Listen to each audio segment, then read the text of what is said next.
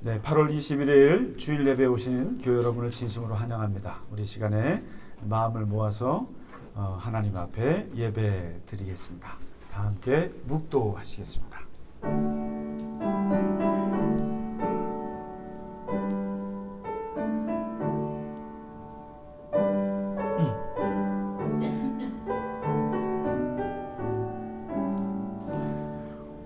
온 땅이여 여호와께 즐거운 찬송을 부를지어다.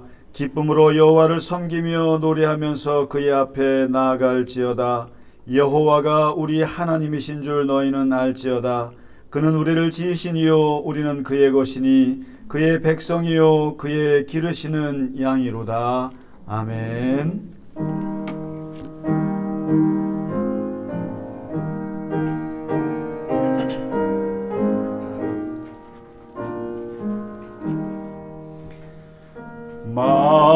만유의 주제 존귀하신 예수 사람이 되신 하나님 나 사모하여 영원히 섬길 내 영광 되신 주로다. 화려한 동상 무성한 저수목 아름답고 묘하나 순전한 예수 더 아름다워 봄 같은 기쁨 주시네.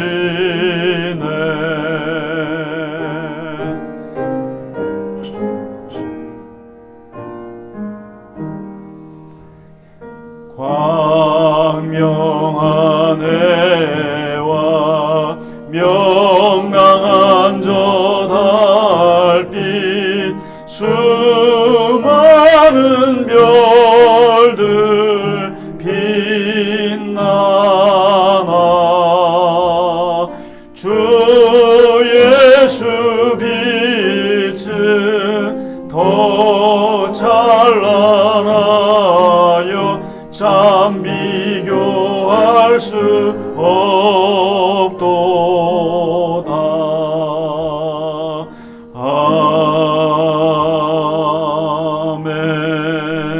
아멘.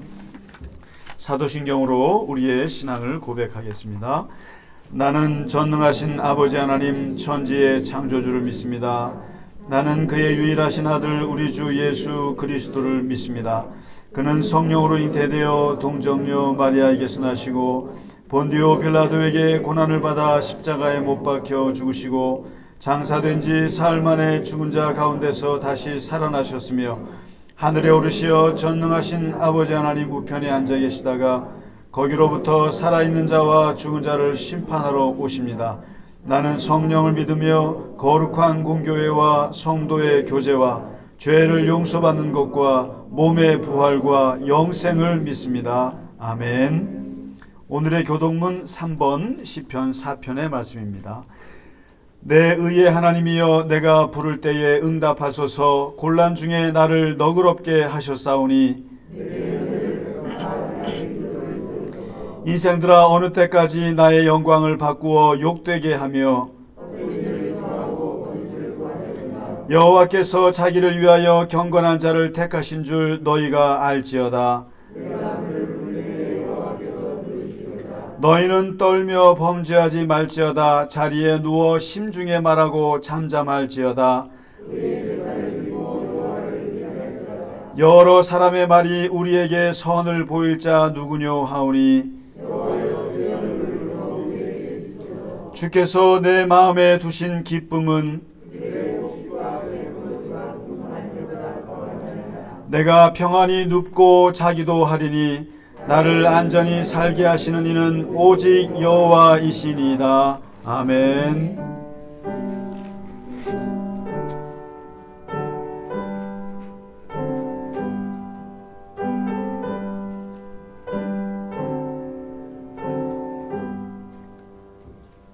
찬양 성부 성자 성령 성삼위일체께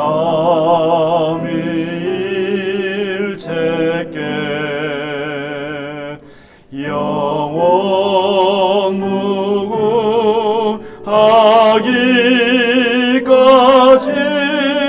영광을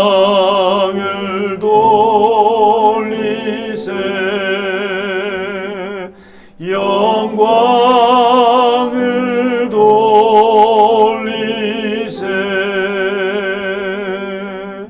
아멘.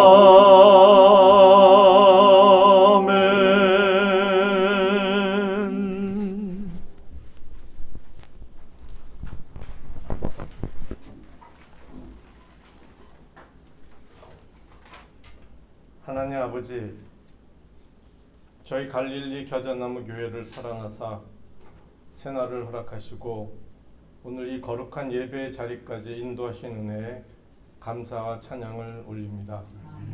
평생이 그랬듯이 지난 한 주간도 은혜 아닌 것이 없으니 주님 참으로 감사합니다. 창조주 하나님, 인류가 역사의 변곡점에 서 있는 것 같이 두렵기만 합니다. 코로나도 전쟁도 자연재해도 주님이 함께 하시면 능히 헤쳐나갈 수 있는데 오직 회개하고 주님께로 완벽히 유턴만 하면 되는데 그러지 못하는 저희들의 믿음 없음을 보면서 저희 자신이 교만하여 두렵기만 합니다. 성령이 떠난 자들의 벌이는 살인과 폭력의 광기가 하루속히 그쳐지길 간절히 원합니다. 이젠 그 끝조차 모를 코로나가 영구 종식되길 원합니다. 비록 감염이 되어도 병에 지지 않는 용기와 완치를 원합니다. 병 너머에 사람을 보게 하시고 주님 사랑 앞에 실족하지 않길 원합니다. 구원의 주님, 이 경랑의 시대, 기도의 주먹이 넘치는 시대에 살게 하심이 감사합니다. 기도의 문을 활짝 열어주시고 구원의 감격으로 시작한 이 믿음의 인생을 잘 완주하길 원합니다.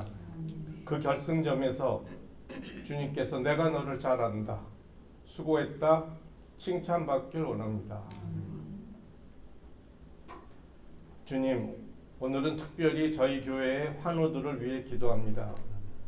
며칠 전 위중한 수술을 마치고 회복 중인 교우, 다음 달에 수술을 앞둔 교우, 코로나로 자가 격리 중인 교우, 여러 질환으로 투병 중인 교우들이 계십니다. 그들의 처지와 간구를 누구보다 잘 아시는 주님, 주님께는 귀한 자녀요, 저희에게는 형제요 자매입니다. 하루속히 완치되어 주님의 은혜를 마음껏 감사 찬양하길 원합니다. 사랑의 주님, 지금은 교회 공동체가 나설 때입니다. 사랑의 힘과 능력이 그 진가를 발휘할 때입니다. 소외되고 아픈 이웃을 위해 더 간절하게 하시고 더 기도하게 하시고 더 나누는 복된 마음을 갖길 원합니다. 감사와 찬양과 영광을 하나님께 올리며 예수님의 이름으로 기도드립니다. 아멘.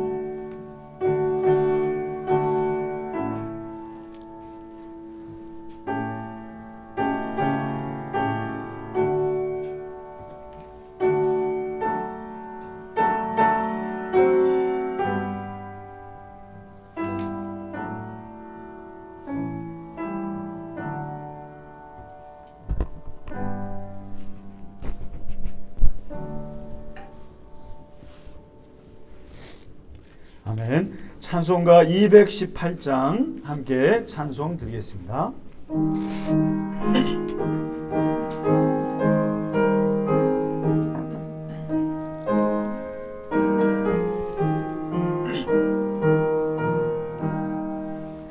내 마음과 정성을 다하여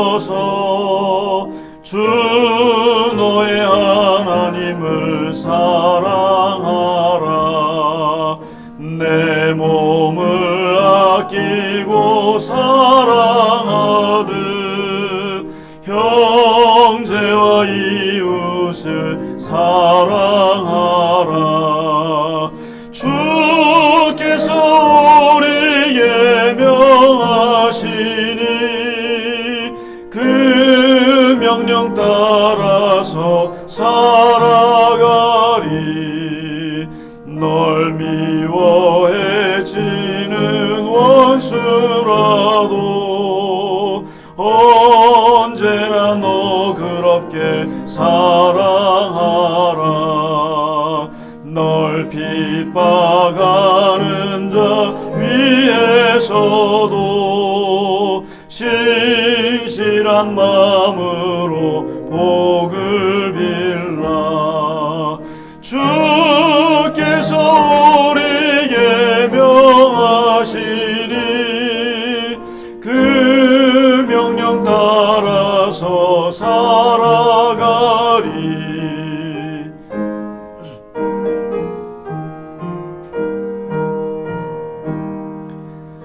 나 항상 주님을 멀리하고 형제를 사랑하지 못하였다. 이러한 죄인을 사랑하듯 주께서 몸버려 죽으셨다. 속죄 큰 사랑 받으리모 내 생명 다 바쳐 충성하리.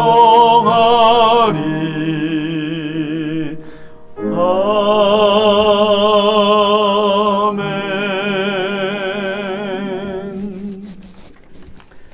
네, 교회 소식을 몇 가지만 알려드리겠습니다. 먼저 우리 집사님께서 기도하시면서 간구하셨듯이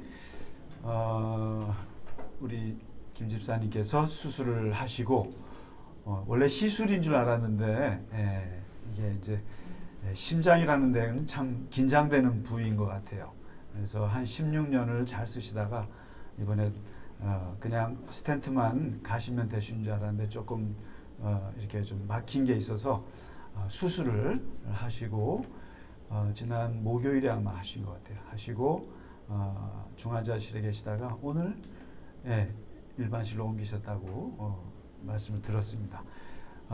같이 계속 기도해 주시고 사실은 그런 것 같아요. 이렇게 아프신 분들은 그냥 조용히 이렇게 지나가고 싶어 하지만서도 병은 자랑하라고 그랬습니다. 다른 건 자랑하지 마시고 자신 마시고 그 병은 꼭 자랑하시면 좋겠습니다. 왜냐하면 같이 합심해서 기도하는 게 중요합니다.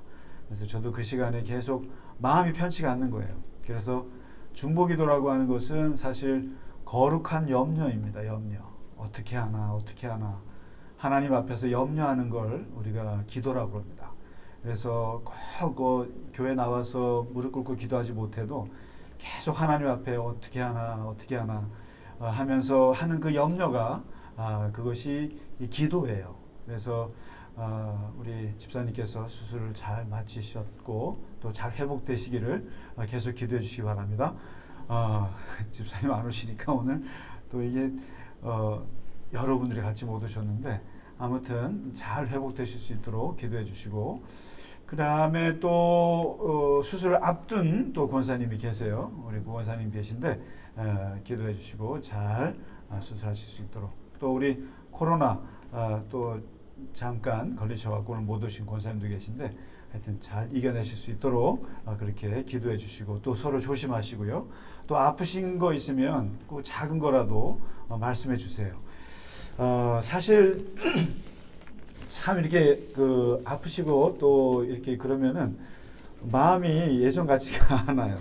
굉장히 제가 사실 기도하면서도 걱정이 많이 됩니다. 많이 되는 게 사실이고 또 마음도 무거워지는 것도 사실인데 하나님께서 함께 하시리라 믿습니다. 같이 기도해 주시고요. 그리고 그 미얀마 겨울옷 모으기를 지금 하고 있는데 많이들 모아주셔가지고 우리 교회가 창고가 없어요. 창고가 없어가지고 주중에 이게 사무실에다가 쌓는 게 또 우리 사무실이 또 카타콤 사무실이잖아요. 지하 동굴 사무실인데 이걸 너무 많이 들어와가지고 쌓을 수가 없어서 이거를 아무래도 모이는 대로 전달을 해야겠다. 그래서 지난 금요일에 이제 연락을 해보니까 이번에 보니까 이게 그런 거더만요. 그 패승이라고 하는 미얀마에서 오신 전도사님이 계신데 이분이 물류회사의 부장이더라고요.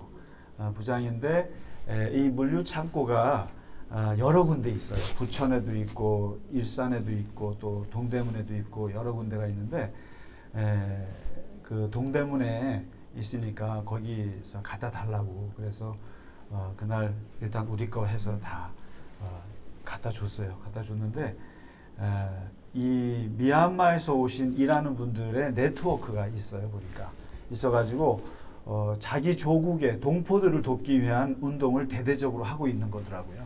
그래서 그 대표가 제가 만난 그 패승 전도사 이제 물류회사 부장인데 너무너무 고마워하더라고요. 그래서 일단은 1차로 전달하니까 받아 놓으시고 우리가 쌓을 데가 없어서 그랬더니 또 오늘 부산에서 또 7박스가 왔어요. 왔고 부탁드리는 것은 박스로 싸주시면 좋을 것 같아요. 박스로. 저는 지금 몰라가지고 그냥 뭐 비닐봉지로 막 갖다 줬더니 이렇게 하면은 옮길 수가 없다고 그래서 알았다. 다음부터는 내가 박스로 다 포장해서 가져오겠노라 했는데 아무튼 많이 갈수록 좋을 것 같고요. 그리고 교우분들께서 주신 옷들이 솔직히 제가 안 보려고 그래요. 보니까 욕심이 생겨서 제가 갖고 싶은 게 막 생기더라고요. 그러니까 막 신발도 막 새 신발도 넣어놓고 그리고 막 겨울옷도 막 너무 좋은 게 많아서 제가 유혹에 빠질 것 같아서 여러분 박스로 탁 해서 저 같은 사람이 중간에 가로치지 않도록 이렇게 잘 밀봉해서 가져오시면 좋을 것 같아요. 그래서 들어오는 대로 바로바로 우리가 또 카니발이 크잖아요. 그래서 해서 갖다 주고 있습니다. 그리고 또 주변에 저희 목회자 친구들이나 거기다가도 자꾸만 얘기를 해서 겨울옷 있으면 가져와라. 또 사람들 만나는 사람마다 하는데 하여튼 많은 분들이 해서 겨울을 잘 날 수 있도록 도우셨으면 좋겠습니다. 네.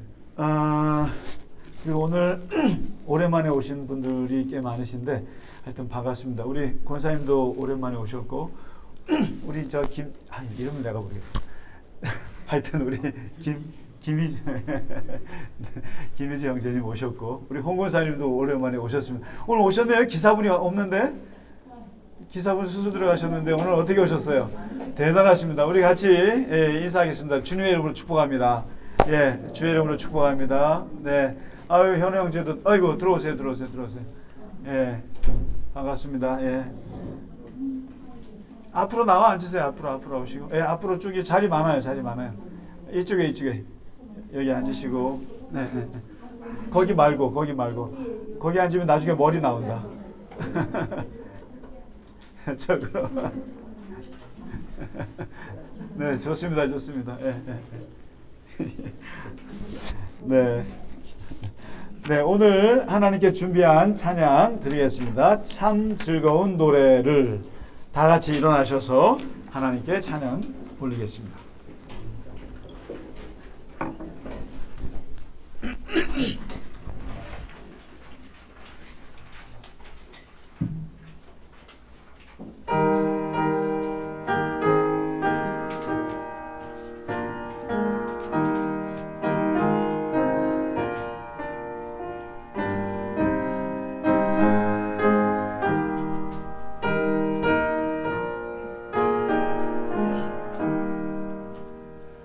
참 즐거운 노래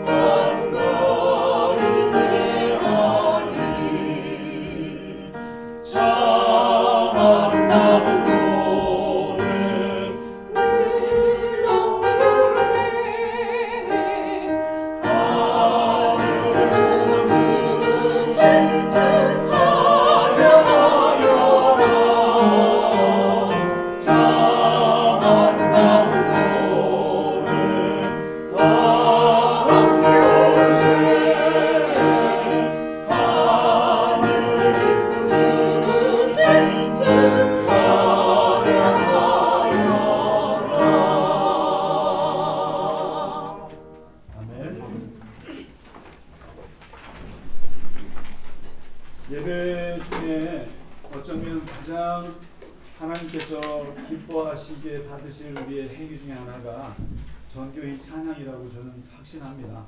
왜냐하면 사실 하나님께서 가장 기뻐하시는 것이 제가 말씀드렸다시피 하나님께 춤추는 거거든요. 춤이고 노래하고 다시 말해서 춤과 노래라는 것이 자아를 내려놓는 가장 상징적인 행위예요. 자아를 내려놓지 않고는 노래를 할 수 없고 춤을 출 수가 없어요.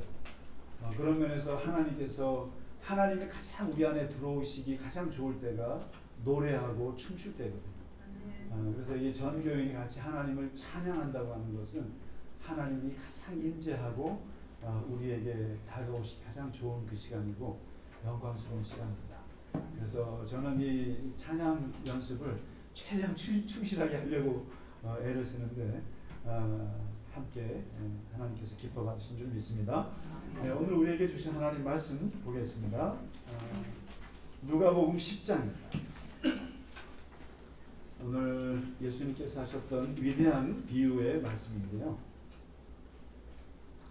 누가복음 10장 25절에서 37절 한 목소리로 같이 읽겠습니다. 어떤 율법 교사가 일어나 예수를 시험하여 선생님 내가 무엇을 하여야 승을 얻으리까? 그래서 이르시되 율법에 무엇이라 기록되었으며 내가 어떻게 읽느냐? 대답하여 이르되 내 마음을 다하며 목숨을 다하며 힘을 다하며 뜻을 다하여 주 너의 하나님을 사랑하고 또한 내 이웃을 내 자신같이 사랑하라 하였나이다. 예수께서 이르시되 내 대답이 옳도다. 이를 행하라. 그러면 살리라 하시니 그 사람이 자기를 옳게 보이려고 예수께 여짜오되 그러면 내 이웃이 누구니이까? 예수께서 대답하여 이르시되 어떤 사람이 예루살렘에서 예리고로 내려가다가 강도를 만나매 강도들이 그 옷을 벗기고 때려 거의 죽은 것을 버리고 갔더라. 마침 한 제사장이 그 길로 내려가다가 그를 보고 피하여 지나가고 또 이와 같이 한 레위인도 그곳에 이르러 그를 보고 피하여 지나가되 어떤 사마리아 사람은 여행하는 중 거기 이르러 그를 보고 불쌍히 여겨 가까이 가서 기름과 포도주를 그 상처에 붓고 싸매고 자기 짐승에 태워 주막으로 데리고 가서 돌보아 주니라. 그 이튿날 그가 주막 주인에게 데나리온 2를 내어주며 이르되 이 사람을 돌보아 주라. 비용이 더 붙으면 내가 돌아올 때에 갚으리라 하였으니 내 생각에는 이 세 사람 중에 누가 강도 만난 자의 이웃이 되겠느냐? 이르되 자비를 베푼 자니이다. 예수께서 이르시되 가서 너도 이와 같이 하라 하시니라. 아멘. 누가복음에 나오는 그 위대한 비유가 2개가 있습니다.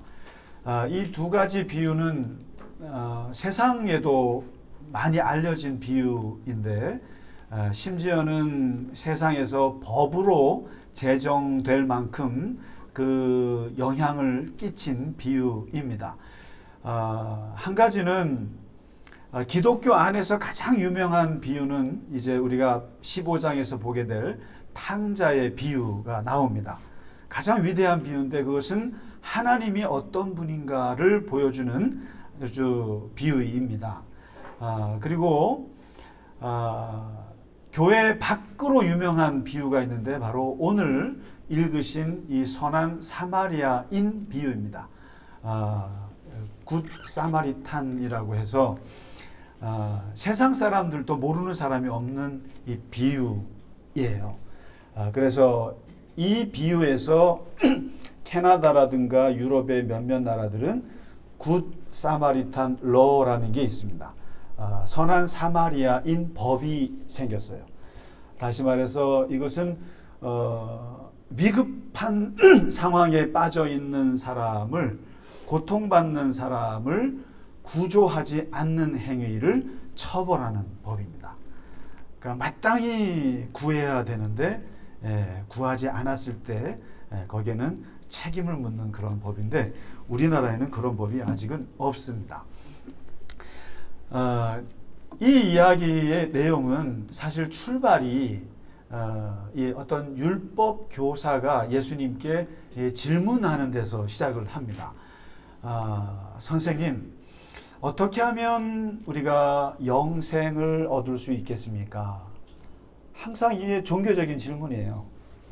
어떻게 하면 영원한 생명, 또 하나님께서 인정하는 삶, 또 죽어서 갈 수 있는 그 하나님의 나라, 그러한 영원한 생명을 얻을 수 있으려면 이 땅에서 무엇을 해야 살 수 있겠습니까? 그러니까 예수님께서 무슨 독특한 얘기를 하지 않으세요. 독특한 얘기를 않으시고 토라를 찾아봐라. 토라. 뭡니까? 창세기, 출애굽기, 레위기, 민수기, 신명기, 이 모세오경 5권을 한번 찾아봐라. 거기에 뭐라고 나와 있느냐? 토라의 핵심이 무엇이냐? 라고 물으니까 율법 교사 정도가 되니까 알죠. 토라의 핵심은 무엇이냐면은 2가지예요. 신명기 6장 5절에 있는 말씀 하나랑 그 다음에 레위기 19장에 있는 말씀이에요. 하나가 뭐냐면 너의 마음을 다하고 목숨을 다하고 뜻을 다하고 또 힘을 다해서 너의 주 하나님을 사랑하라. 저 위에 계신 하나님을 사랑하라. 하나님을 사랑하라. 2번째는 내 이웃을 내 자신과 같이 사랑하라. 레위기 19장 8절에 있는 말씀. 이 신명기 6장 5절과 레위기 19장 8절에 있는 18절에 있는 이 말씀이 토라의 핵심이고 예수님께서 십계명을 2가지로 줄였을 때 이걸로 요약을 해서 말씀하셨어요. 하나님을 사랑하고 내 이웃을 사랑하는 것. 하나님 사랑, 이웃 사랑, 사람 사랑. 이 2가지로 얘기를 하셨던 거예요. 십계명도 이렇게 요약이 될 수 있고 토라를 이렇게 요약을 한 거예요. 예수님께서. 근데 이 율법교사도 그렇게 얘기하고 있는 거예요. 하나님을 사랑하고 이웃을 내 몸과 같이 사랑하라 라고 했습니다. 이것이 영생을 얻는 길인 걸 알고 있습니다. 그래서 사실 기독교는 신앙과 윤리가 분리가 안 되는 거예요. 다시 말해서 우리가 천국 갈 수 있는 길이 무엇입니까? 라고 했을 때 예수 믿고 천국 가지. 맞는 말이죠. 그건 반만 맞는 말이에요. 신앙이라고 하는 것은 하나님하고 관계거든요. 하나님 잘 믿고 하나님한테 기도하고 하나님 말씀 듣고 하나님하고 관계하는 걸 우리가 신앙이라고 그래요. 그다음에 사람하고 관계를 윤리라고 합니다. 윤리. 그러면은 지금 하나님을 사랑하라고 하는 것은 신앙의 얘기예요. 그래서 이것을 가장 강조한 게 십계명 1번이에요. 너의 하나님만 섬겨라. 너 하나님 외에는 다른 걸 섬기지 마라. 오직 하나님 1번이거든요. 그래서 신앙의 1순위가 하나님 사랑이에요. 그 다음에 내 이웃을 내 몸과 같이 사랑하라. 이것은 윤리의 문제예요. 우리가 이웃을 신앙하진 않아요. 이웃을 사랑하죠. 근데 이거 윤리의 문제예요. 그런데 오늘 율법교사가 뭐라 그랬냐면은 영생을 어떻게 얻습니까? 영생은 하나님 앞에서 얻는 영원한 생명인데 이것을 어떻게 얻습니까? 그랬더니 하나님을 사랑하고 이웃을 사랑하라. 신앙과 윤리가 하나가 된 거예요. 그래서 우리는 마치 신앙생활은 잘하는데 윤리는 엉망이야. 이거는 말이 안 되는 얘기예요. 하나님을 사랑하는 사람이 이웃을 사랑하지 않을 수가 없는 거예요. 근데 이웃을 사랑하는 사람이 하나님을 사랑하지 않을 수는 있어요. 많은 훌륭한 사람들은 신앙을 갖고 있지 않은 사람 많아요. 그러나 윤리적으로 훌륭한 사람 많아요. 그러니까 윤리적으로 잘 훌륭하면서도 하나님을 안 믿을 수는 있어요. 그러나 하나님을 믿으면서 하나님을 사랑하면서 윤리적이지 않을 수는 없는 거예요. 그런데 우리는 여기서 약간 혼란을 겪죠. 하나님을 사랑하는데 이웃을 보면은 진짜 때려잡고 싶어. 막 죽이고 싶어. 너무너무 싫어. 사람은 너무너무 싫어. 하나님은 좋은데 사람이 싫어. 하나님은 좋은데 예수님은 좋은데 교회가 싫어. 하나님은 좋은데 목사는 너무너무 싫어. 네. 이게 하나가 되기가 어려워요. 그런데 미안하지만 신앙과 윤리는 분리될 수가 없어요. 그러니까 이제 네 대답이 맞다. 네가 잘 봤네. 토라를 정확히 봤다. 이를 행하라. 그러면 영생을 얻을 것이다. 그냥 알고 있네. 그러면 알고 있으면 그대로 행동해. 그러면 돼. 복잡할 거 하나도 없어. 영생을 얻는 거 하나님 사랑하고 이웃 사랑해. 그렇게 살면 돼. 더 이상 말씀 안 하셨어요. 그런데 이제 이렇게 얘기를 듣고 나니까 이 율법 교사가 또 이게 이제 자기를 자랑질하고 싶은 거예요. 뭔가 이게 여러분 이 목사나 스님이나 신부들이나 이 사람들이 문제가요. 쓸데없는 교리 갖고요. 이렇게 막 말장난하기를 좋아해요. 아주 피곤해요. 목사들도 만나면은 그냥 뭐 칼빈이 어떻고 뭐 어떤 아주 저도 막 짜증이 나는데 이 율법 교사가 이런 게 있는 거예요. 그러니까 행하라 그러면 행하면 되는 거 아니겠어요? 근데 말장난하고 싶은 거예요. 그러면서 더 자기가 돋보이고 싶어서 뭐라 그러냐면은 그런데 말이죠, 예수님. 지금 그 여기서 말하는 이 이웃이 누굴까요? 이웃이 누군지 한번 규정해 주셔야 되지 않겠습니까? 논리적으로 말이죠. 그리고 우리가 이걸 규정을 해야지 우리가 살아가는데 이런 식의 얘기인 거예요. 이웃이 누구긴 누구예요? 이웃이죠. 그런데 이스라엘 사람들은 옛날부터 이런 면에서 좀 약간 문제가 있었어요. 이웃을 사랑하라고 했지만은 이스라엘 사람들이 세 가지로 분류를 했어요. 이웃을. 진짜 내 이웃은 누구냐면은 이스라엘 동포예요. 야곱의 배에서 태어난 12아들, 12아들에게서 나온 12지파, 12지파에 소속된 사람들만 이웃이에요. 이스라엘 사람들만 이웃이에요. 그 다음에 이 공동체에 누가 들어와 있냐면은 이방인들 중에 나그네들이 들어와 있어요.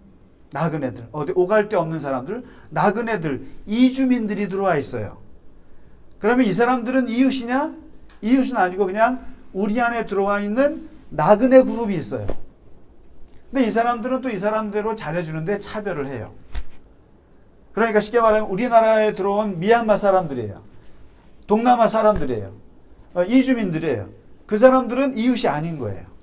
이웃이 아니고 나쁘게 대하진 않지만 그러나 같이 살지만 그러나 달라요. 그 다음에 완전히 우리가 원수라고 생각되는 세 번째 그룹이 있는데 그 사람들은 바로 이방 족속이에요. 이방 족속은 이웃이 아닌 거예요. 그 사람들은 완전히. 그러니까 이웃이라는 게 이스라엘 사람들한테는 자기들끼리만 이웃인 거예요. 그런 시대에 오늘 예수님께서 이웃이 누굽니까? 라고 하니까 오늘 예수님께서 이야기를 하시는데 이 이야기가 완전히 그 시대의 생각을 뒤집어 놓으시는 이야기예요. 여러분 잘 아시잖아요. 어떤 사람이 예루살렘에서 저 여리고로 내려가는데 이 예루살렘은 높은 고지예요. 근데 이 여리고는 사해바다 쪽 이렇게 요단강 쪽으로 이렇게 이제 가는데 이게 저지대예요. 그러다 보니까 항상 예루살렘에서 내려간다 그래요. 실제로. 우리는 서울에서 부산으로 내려갑니까? 올라가는 겁니까? 서울에서 대관령을 올라갑니까? 내려갑니까? 홍 권사님 대관령 올라가세요? 내려가세요? 권사님 그때 올라간다 그러시더라고요. 근데 정말 강원도 사는 사람들은 굉장히 고마운 얘기죠. 근데 실제로 동쪽으로 가는 거 우리나라 올라가는 거예요. 대관령이 700고지니까. 근데 부산은 우리가 이렇게 내려간다고 그러잖아요. 근데 부산 분들은 뭐라 하냐면은 부산에서 여기 올라온다고 그래요. 그러니까 이제 그러는데 예루살렘으로 여리고로 가는 것은 내려가는 게 맞아요. 실제로 내려가는 거예요. 이렇게 쭉 내려가는 거 이게 계곡들이 있고 막 그래요. 그러다 보니까 거기에 강도대가 많이 나타나요. 얘는 유명한 곳이에요. 그래서 거기에 이게 길 잘못 가다가는 강도대들한테 걸려서 이제 당한단 말이에요. 한 27km 정도 이렇게 내려가는데 거기서 가다가 어떤 사람이 강도를 만났는데 만나가지고 실컷 두드려고 맞고 옷을 뺏기고 지금은 옷은 벗기지 않아요. 돈만 뺏어가지만 옛날에 옷이라는 것이 옛날에는 굉장히 중요한 재산이니까 옷을 벗겨요. 그런데 이제 그래 때려가지고 거의 죽게 내버려 두고는 이렇게 버리고 갔는데 이제 거의 죽기 직전에 아사 상태에 이르기까지 아사가 아니고 이제 거의 죽기 직전의 상태에 이르기까지 이제 내버려 두고 갔는데 거기에 마침 제사장이 지나갔다는 거 아니에요? 근데 제사장은 여리고에서 예루살렘으로 가는 것이 아니고 예루살렘에서 이 사람도 내려가는 사람이었어요. 이 예루살렘에서 내려간다고 하는 얘기는 제사장들은 1년에 몇 번씩 그 8일 정도 돌아가면서 예루살렘 성전에 가서 자기의 직무를 행하는 기간이 있어요. 교대로요. 여러분 마치 뭐 제사장이 한 사람이 1년 내내 지킨다고 생각하지 마시고 몇만 명의 제사장이 있었는데 그 사람들이 이렇게 그룹별로 그래서 나는 몇 월부터 며칠까지 해서 8일을 가서 하게 돼 있어요. 그러니까 예루살렘에서 여리고로 내려간다는 얘기는 8일 동안의 성전 직무를 마치고 끝나고 집에 가는 길인 거예요. 근데 많은 사람들이 이렇게 얘기를 해요. 제사장이 아마 지나갔던 이유는 성전에 예배를 드리러 가야 되는데, 저도 옛날에 그렇게 알았어요. 예배로 들어가야 되는데 피 묻은 사람이 있으니까 제사장들은 피를 묻히면 안 되거든요. 사체를 만지면 안 돼요. 뭐 그런 규정이 있어요. 그러니까 아마 지나갔겠다 하는데 예배 끝나고 집에 가는 길이었단 말이에요. 자유로울 수 있는 시간이었어요. 그런데 지나가 버렸습니다. 지나갔어요. 그 다음에 레위인이 누굽니까? 레위인은 제사장을 배출하는 지파가 레위 지파예요. 모세, 아론 이 사람들이 다 레위 지파 아닙니까? 그래서 레위 지파 하면은 제사장 가문이에요. 그리고 이 사람들은 제사장도 있지만은 성가대도 레위 지파가 해요. 그래서 노래하고 이런 것들을 하는 사람들인데 완전히 성직이죠, 이 사람. 근데 이 사람도 지나가 버렸어요. 지나갔습니다. 그런데 이제 마지막 사마리아 사람이 지나갔는데 이 사람은 지나가지 않고 가만히 있지 않고 이 사람을 도와줬다는 거예요. 근데 오늘 본문에 보시면은요, 강도들은 버리고 갔어요. 제사장과 레위인은 지나갔어요. 패스했어요. 패스. 아주 동사가 간단해요. 패스. 그냥 보고 지나갔어요. 이게 전부예요. 근데 사마리아인은 이 사람은 어떤 사람이냐면은 이 사람이 어떤 행동을 했는지가 나와요. 목적이 여행하는 사람이었어요. 여행 중에 있는 사람이었는데 이 사람은 동사가 9개가 나와요. 그래서 제가 이것을 구행동이라고 얘기를 하는데 9가지 동사가 나오는데 한번 보시면은 그를 봤어요. 그 강도 만난 사람을 봤어요. look 했다고. see라고도 하고 봤어요. 그런데 봤는데 제사장이나 레위인들은 없는 그 다음 8단어가 나오는데 어떤 단어가 나오냐면은 불쌍히 여겼어요. 컴패션이 등장해요. 컴패션. 마음에 막 그렇게 동정심이 막 들끓기 시작했어요. 이게. 그 다음에 가까이 갔어요. came to 그랬어요. 가까이 가서 그 다음에 기름과 포도주를 상처에 부었어요. 푸어링, 부어줬다는, 가지고 있던 의약품을 이렇게 부어줬다는 거죠. 그 다음에 상처를 바운드 업, 이렇게 싸매어주고. 그 6번째는 싸매어주는 것만 해도 굉장히 큰 도움인데 이 사람을 너무 상태가 위중하니까 자기 짐승에 태웠어요. 영어로 put on, 자기 나귀에다가 태우고 그리고 주막으로 데리고 갑니다. 주막으로. 그러니까 여관이나 아니면 119 응급실로 데리고 가죠. 그 다음에 거기에 가서 맡기는 것이 아니라 돌보아 줍니다. 계속 돌보아 주다가 이게 장기 치료가 필요하다는 걸 알고 자기도 일이 있어서 잠깐 며칠 갔다 올 테니까 주막 주인에게 20만 원을 줍니다. 이 데나리온이니까 뭐 20만 원 정도를 주면서 내가 갔다가 돌아올 때까지 돌보아 주시오.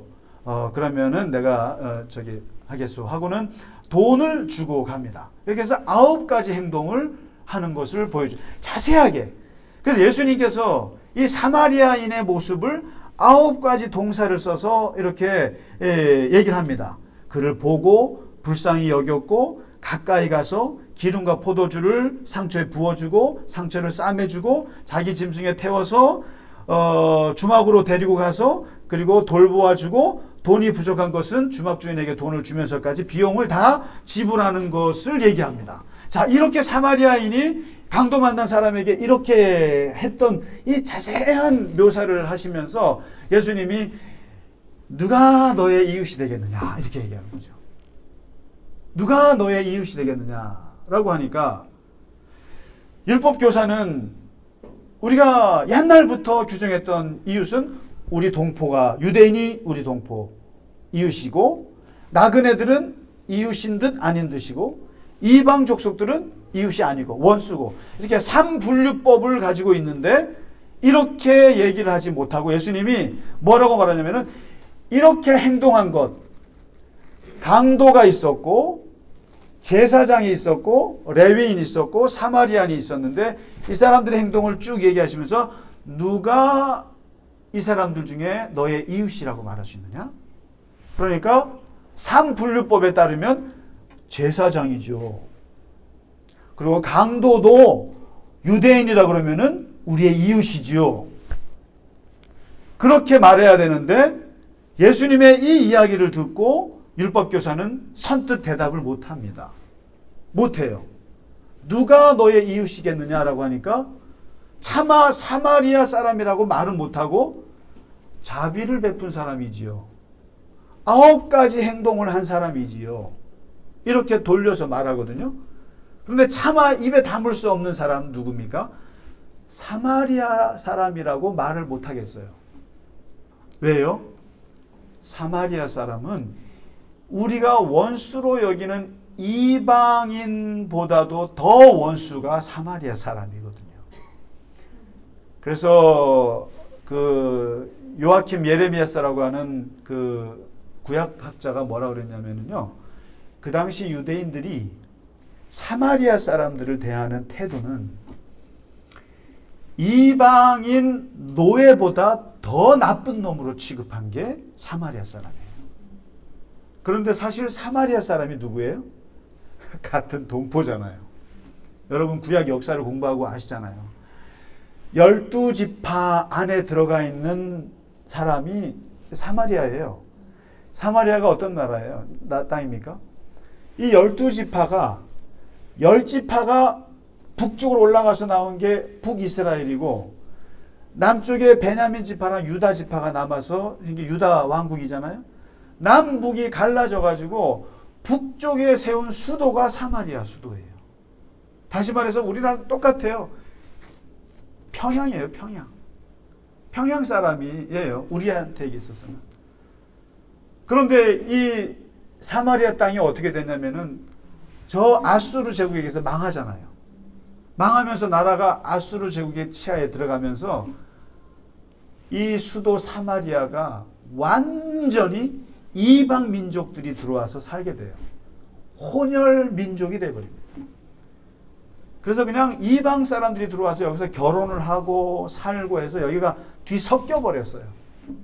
섞여가지고 사마리아 사람 하면은 피가 섞인 혼혈 아들, 더러운 사람들.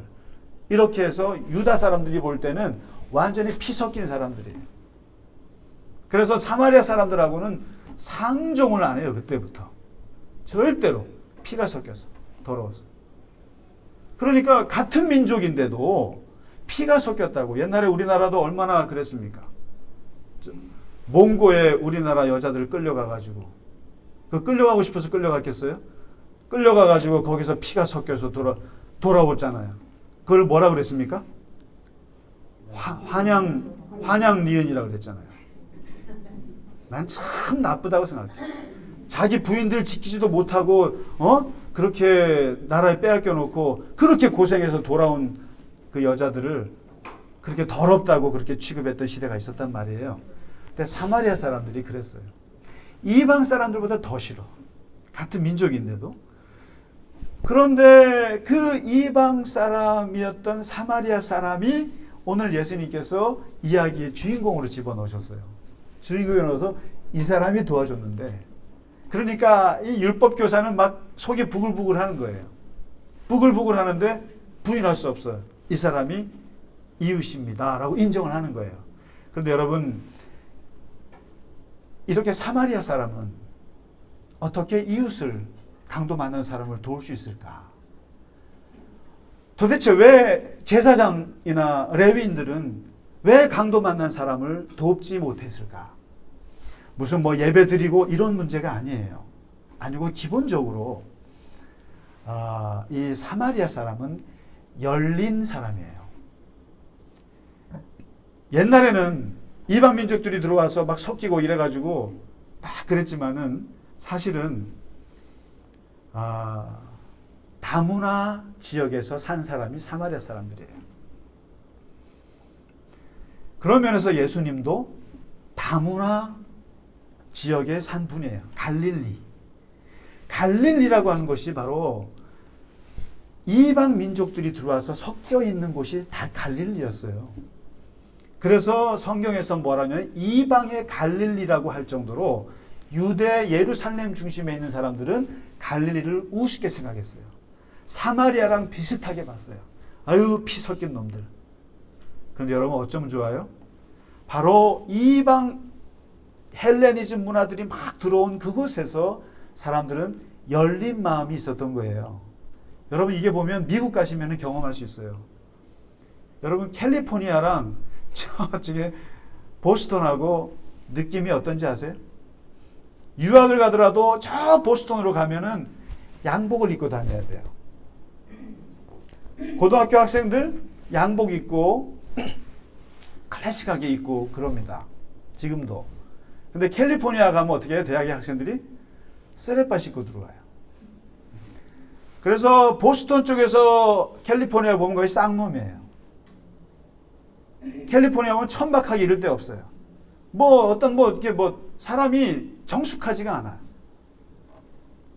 근데 여러분, 인종차별이 가장 적은 곳이 어디예요? 캘리포니아예요.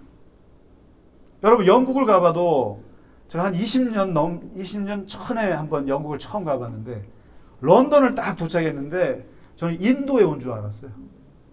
이게 무슨 영국이야? 그런데 런던에서부터 점점점 올라갔어요. 기차를 타고.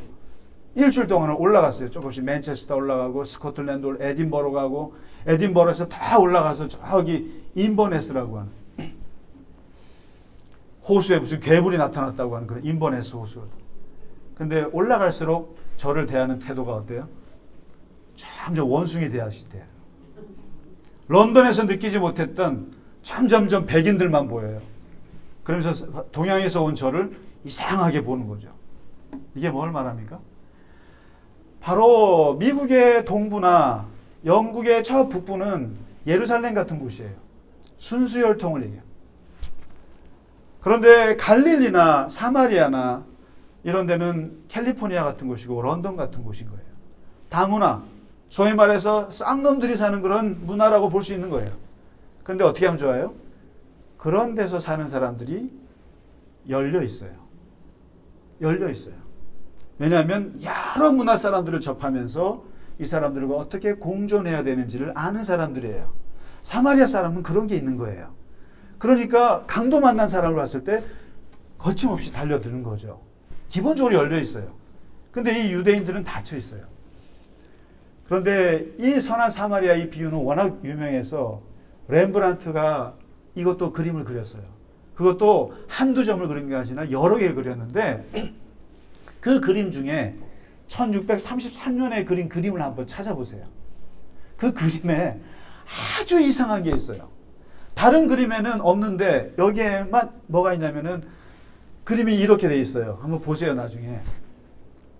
주막에 여관 주인이 이렇게 나와 있고, 그리고 사마리아 사람이 말에 태워서 이 강도 만난 사람을 이렇게 이제 돈을 주는 장면이 나와요. 그래서 여관 주인이 나오고, 선한 사마리아인이 나오고, 그리고 여기 강도 만난 사람이 나오고, 이렇게 대각선으로 그림을 그렸어요. 이렇게 그렸는데, 이 대각선 맨 사선 끝에 뭐가 있냐면은, 똥개 한 마리가 있어요. 똥개. 근데 이게 그냥 똥개가 아니라, 시골의 자부종이 아니라, 똥을 싸는 개예요. 어떻게 그렇게 리얼하게 그렸는지 몰라요. 똥 싸는 장면을 딱 그려놨어요. 주인이 있고 선한 사마리아인이 있고 강도 많은 사람이 있고 개가 있어요. 똥개, 똥 싸는 개를 그렸어요. 그래서 저는 이 그림을 보면서 왜 똥개를 이렇게 그렸을까? 그것도 똥을 싸는 모습을. 렘브란트가 그냥 지나가는 개가 이렇게 편안하게 앉아있거나 고양이나 이렇게 그리면은 그냥 보조적으로 그렸다고 생각하는데 아주 중요한 지점에다가 개를 그려놨어요. 벌써 찾으셨어요? 그러면서 이거 왜 그렸을까? 의도가 있을 거 아닙니까? 똥 싸는 개를. 그래서 찾아봤어요. 왜 그렸을까? 렘브란트가 무슨 의도로 그렸을까라고 봤더니 여러 가지 해석이 있는데 두 가지 해석이 있어요. 했는데 하나가 저거예요. 렘브란트는 이 똥개를 그리면서 나도 똥개다. 사람이 나도 똥개다. 나도 레위인은 자신을 똥개라고 생각해 본 적이 없어요. 그리고 제사장은 자신을 똥개라고 생각해 본 적이 없어요. 그런데 사마리아인은 자기 자신을 똥개라고 생각했다는 거예요. 그러면서 렘브란트가 생각하는 것은 사람은 누구나 자기 자신을 똥개라고 생각하지 않으면 고통받은 사람을 도와줄 수가 없다. 내 자신을 마치 고귀한 사람이고 클래스가 다른 사람이라고 여기면 그 누구도 나의 이웃이 될 수가 없다. 그러나 내가 똥개요, 내가 아무것도 아닌 자라고 생각하는 사람만이 다른 사람의 친구가 되어줄 수 있고 가까이 다가갈 수 있다. 이런 해석이 하나가 있고 또 한 가지 해석은 참 개가 똥을 싸잖아요. 개가 똥을 싸는 것은 너무나 자연스러운 생리적인 현상 아니냐. 배고프면 밥을 먹고 졸리면 잠을 자고 배부르면 응가를 하고 하는 것이 생리적인 현상이듯이 렘브란트가 똥 싸는 개를 그렸던 이유는 바로 고통받는 사람을 보고 모른 척 할 수 있다는 것은 전혀 자연스러울 수 없다는 거예요. 피 흘리면서 고통받는 타자의 얼굴을 보면서 그 사람에게 가까이 다가가서 얼굴을 싸매줄 수 있는 것은 개가 응가하듯이 매우 자연스러운 인간의 생리적인 모습이어야 한다라는 거죠. 사람을 남을 돕는다고 하는 것은 누군가에게 가까이 갈 수 된다고 하는 것은 아주 자연스러운 일이어야 된다는 거예요. 이게 그렇잖아요. 사람이 막 죽어가는데 아무렇지도 않은 거는 이거는 아주 이상한 거죠. 그러면서 이 렘브란트가 이 똥 싸는 개를 그 그림에 집어넣었던 이유는 그런 것이 아니었겠는가. 근데 저는 달리 해석해 보려고 해도 아직은 달리 해석이 안 나와요. 그러나 그 렘브란트가 진짜 그런 의도로 그렸는지는 몰라요. 모르지만 대체로 나온 게 두 가지인 거예요. 똥개 의식을 가져야 이웃이 될 수 있는 거 아니냐. 그리고 그런 자연스럽게 생리적으로 정말 똥 싸듯이 사람이 아픈데 도와주는 건 당연한 거 아니냐. 이런 의도로 한 거 아니냐라고 이제 하는데 아무튼 좋습니다. 그러나 분명한 것은 예수님께서 이 소자에게 냉수 한 그릇을 준 것이 나에게 한 것이고 잠언서에 보면은 가난한 자를 불쌍히 여기는 것은 여호와께 우어드리는 것이니 그의 선행을 그에게 갚아주시리라. 다시 말해서 고통받는 타자에게 내가 무언가를 하는 것은 하나님 앞에 돈을 구워주는 것이다.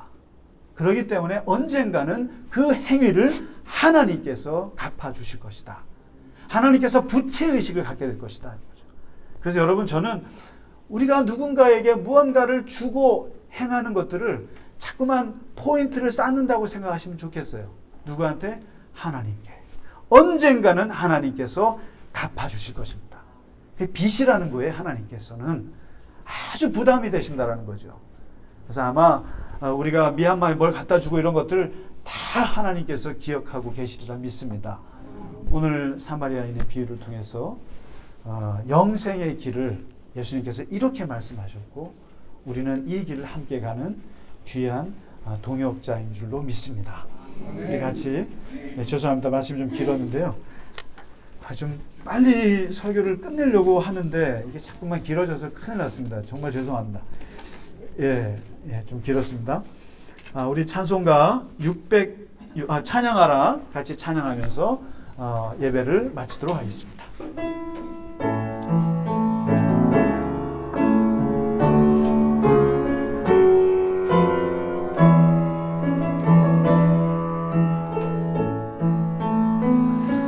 찬양하라 내 영혼아, 찬양하라 내 영혼아, 내 속에 있는 것들아 다 찬양하라.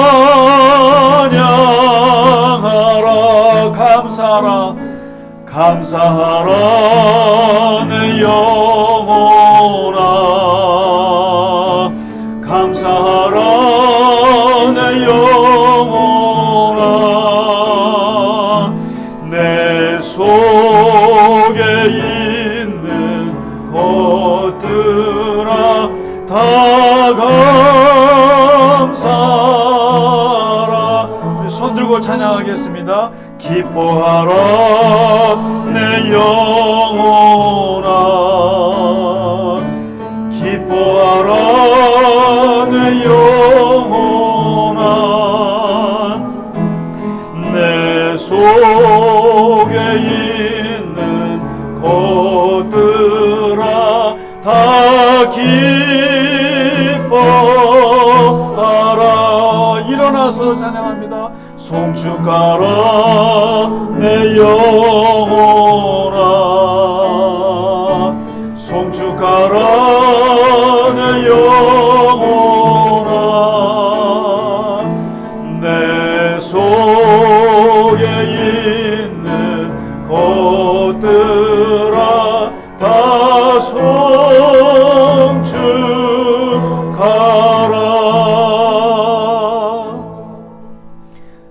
사랑의 하나님 아버지,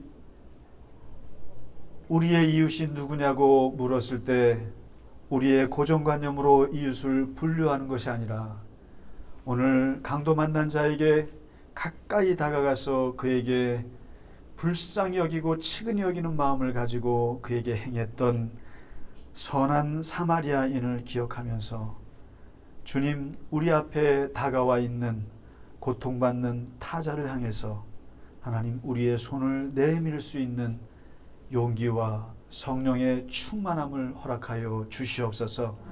하나님, 가리지 않고 낮은 자세로 하나님 이웃들에게 다가갈 수 있게 하시고, 하나님, 우리에게 다가와 있는 많은 손길들과 함께 그들을 포용하고 함께 할 수 있는 넓은 마음을 우리에게 허락하여 주시옵소서. 주님께서 우리에게 허락하신 그 영생의 길을 통해서 하나님, 이 길을 걷게 하여 주시옵시고, 소자에게 냉수 한 그릇을 주는 심정으로 이 세상을 살아갈 때 하나님께서 우리에게 베푸실 선한 축복을 기대하며 또한 영생을 기대하며 주님과 더불어 이 세상을 살아갈 수 있도록 함께하여 주시옵소서. 우리 교우들 가운데 하나님 아프신 분들 하나님 아버지 함께 하시고 완전히 치유되게 하여 주옵시고, 주님께서 회복할 수 있도록 하나님 도와 주시옵소서. 항상 건강하게 붙잡아 주옵시고, 교우들이 있는 곳에 하나님 함께 계셔서 어디에서 무엇을 하든지 늘 주와 더불어 승리할 수 있도록 하나님 동행하여 주시옵소서. 이 시간 주 앞에 드린 예물 여전히 함께 하시고 하나님께서 영광 받으시며 드린 손길을 기억하시고 주께서 축복하여 주시옵소서. 이제는 우리 주 예수 그리스도의 크신 은혜와 하나님 아버지의 지극하신 사랑과 성령의 감화 감동 위로 교통하심이 오늘 주 앞에 예배하며 세상 가운데 선한 이웃으로 살기를 원하는 모든 갈릴리 겨자나무 교회의 교우들 머리 위에 이제로부터 영원까지 함께 하시기를 간절히 축원하나이다. 아멘.